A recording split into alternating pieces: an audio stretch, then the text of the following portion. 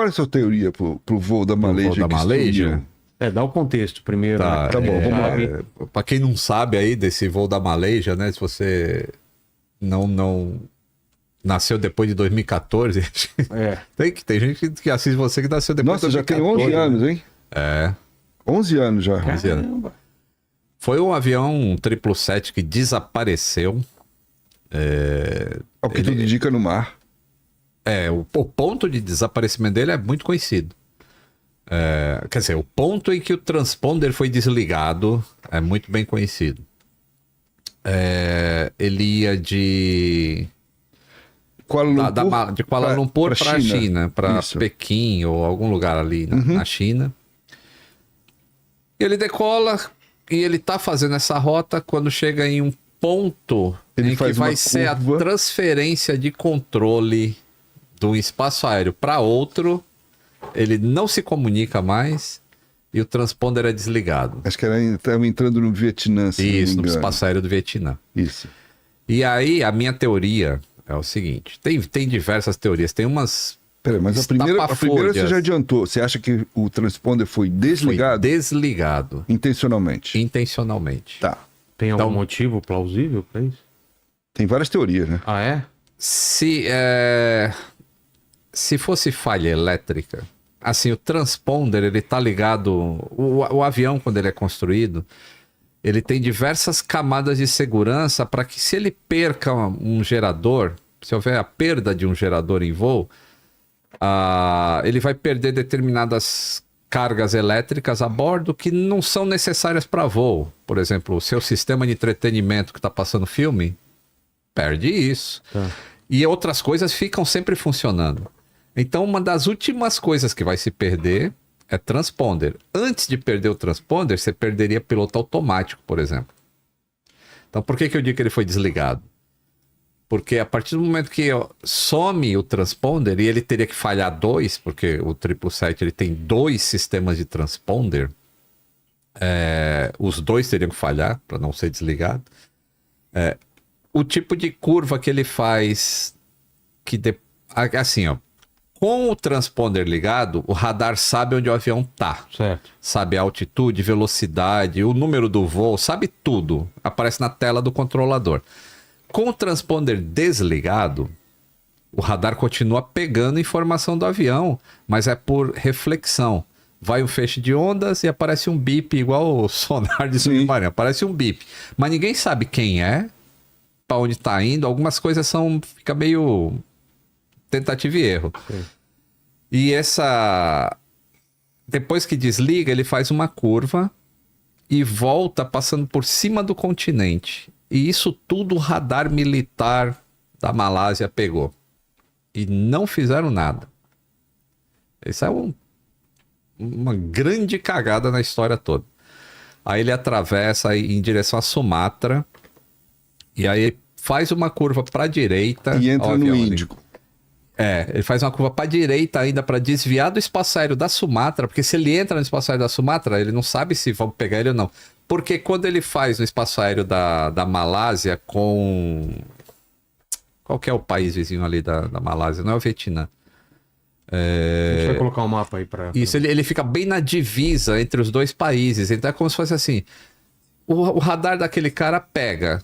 Ele fala, pô, mas ele tá na Malásia. O da Malásia pega e fala, não, ele tá ali do lado. Sim. Tailândia. Acho que é Tailândia, Uhum. Então ele atravessa bem na divisa. Quando ele vai em direção a Sumatra, aí ele já pode ser pego lá em Sumatra. Então ele faz uma curva pra direita. Pra evitar propositalmente. Propositalmente. Aí ele atravessa, sobe, ó lá, ó. A Sumatra lá, ó. Então a Malásia, Singapura, Indonésia... e ele tá ali na parte de cima, justamente o que não tá marcado ali no mapa, que ele veio ali pela parte de cima. Aí ele faz a curva pra direita, ali subindo no laranjinha, que é Sumatra. Depois que ele escapa de Sumatra, aí ele vira pro sul. Sim. E aí vai embora pro Índico. Começa a descer o Índico. E aí desaparece.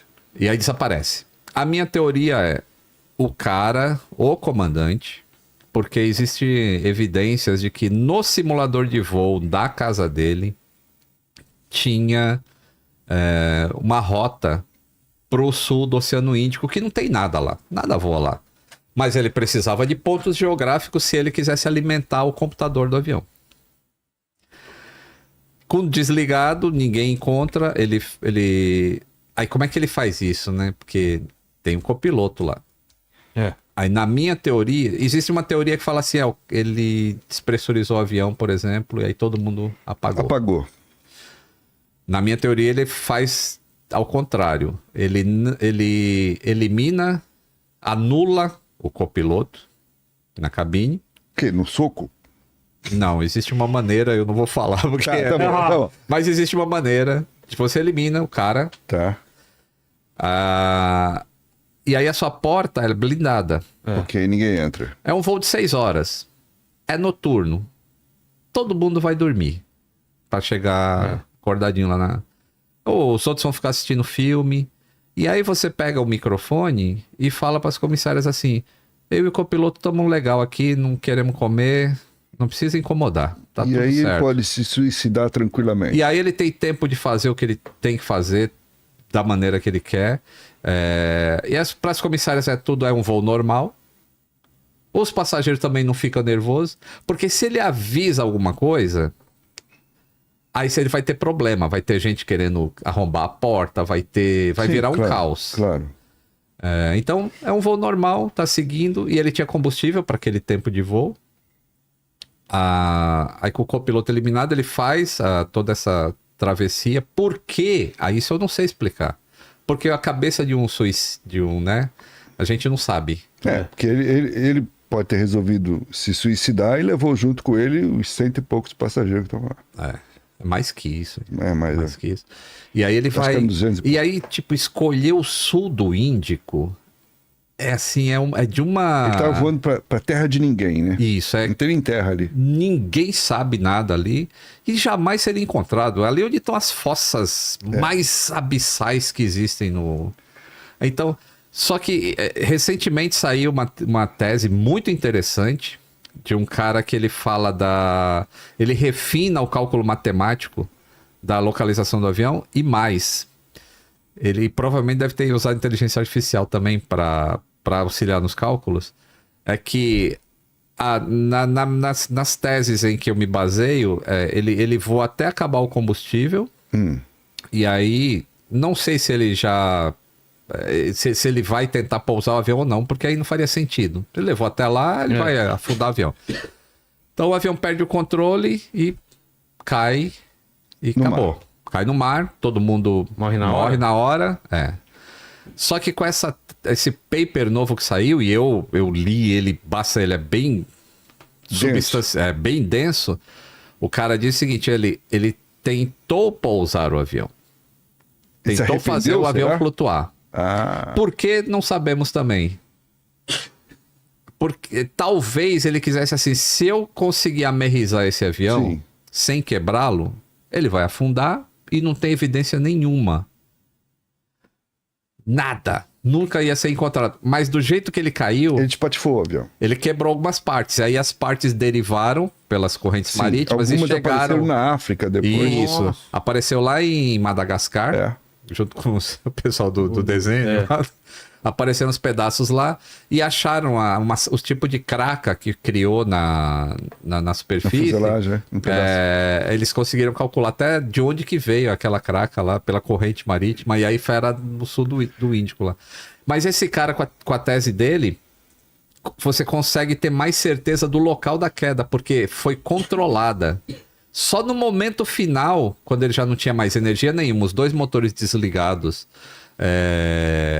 ele não conseguiu controlar o pouso, e aí é quando uma asa direita bate, ele até chega a esse aspecto, pelo dano que foi feito nas peças que foram encontradas. A asa direita bate na água e aí o avião espatifa. E aí gera detrito. Porque um dos pedaços que foi achado exatamente era um pedaço da asa. Era um pedaço da asa, é o flaperon.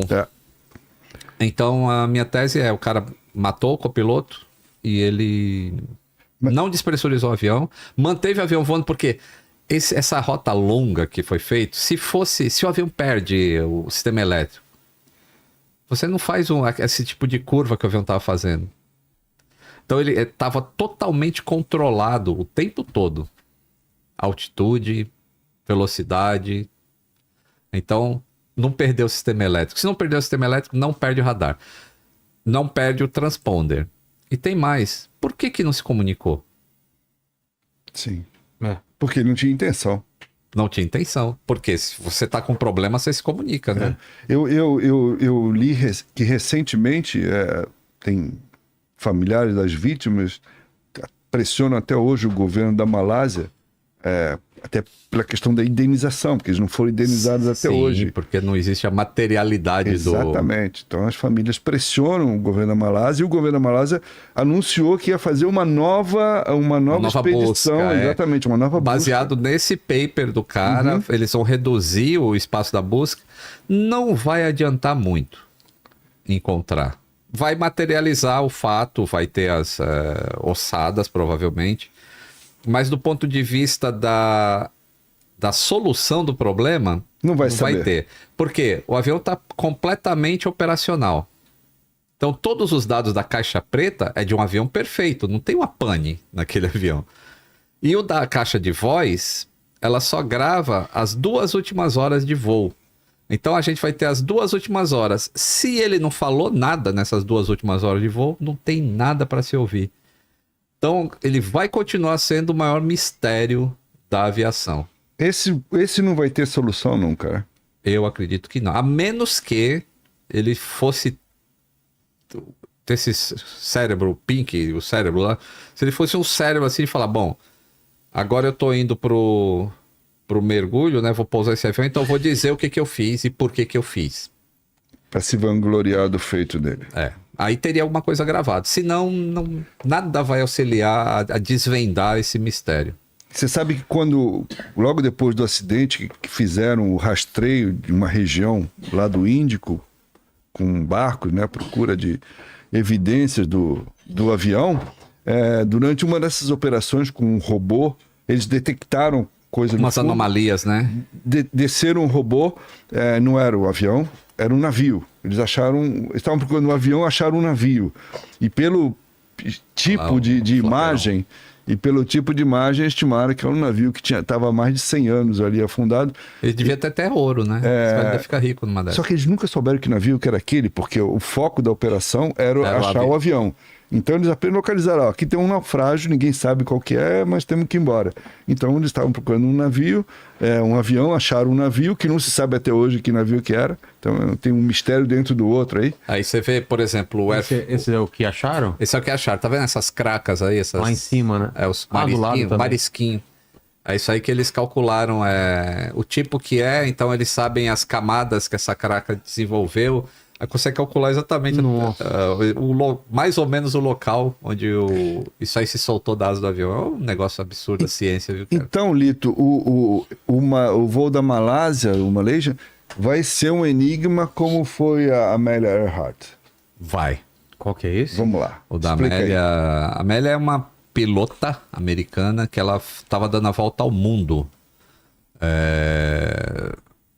Seria a primeira mulher a dar a volta ao mundo num avião bimotor. Que os meninos do Catuche não escutem isso, tá? Bom, ela não concluiu, na verdade, né? E mais ou menos no final da viagem, no Pacífico, perto de Midway, né? Ali Isso. naquela ilha. Ela saiu de Papua, né? O último trecho foi de Papua. Sem comunicação nem nada, sumiu. Desapareceu. Ela e o navegador. Ela e o navegador. Era um Electra, né? Era um Electra 1. Electra. Electra 1. E aí, nunca foi encontrado, assim, nada. Pedaço de nada. E aí encontraram, né, recentemente, umas ossadas. Exatamente. Numa ilha, numa Exatamente. dessas ilhas que seria no caminho. Então, suspeitam... Olha aí. Ela é um dos grandes mistérios aí. Envolve ar e mar, né? Porque supostamente ela desapareceu no mar. Agora imagina essa mulher aí. Que ano que é isso? 1950 e pouco. Ela era uma mulher muito à frente do tempo dela, assim, né? E ela decolou de Papua Nova Guiné para atravessar o Pacífico. Mas era a última etapa, praticamente. A penúltima, né? Mas ela precisava... A autonomia dela era pequena, então ela precisava abastecer. Então ela foi combinado com um navio da Marinha Americana que ia ficar de sobreaviso perto de uma ilhota onde tinha uma pista e ela pousaria lá e seria reabastecida. E lá ela nunca chegou. Mas teve uma comunicação. Um pouco antes ela se comunicou. Exatamente. Mas desapareceu. E aí, como acharam essa ossada, suspeitam de que ela pode ter sobrevivido ao acidente. E morrido como uma náufraga. Como uma náufraga. Existe essa possibilidade. Depois apareceu um pedaço de uma foto. De uma peça de alumínio que supostamente seria uma das peças que eles usavam para cobrir as janelas do Electra. Teve um reparo que foi feito em algum lugar. E aí acharam depois. Acharam uma peça arrebitada com o formato que poderia ser, mas nunca ficou provado também. Esse é um enigma que nunca vai ter solução.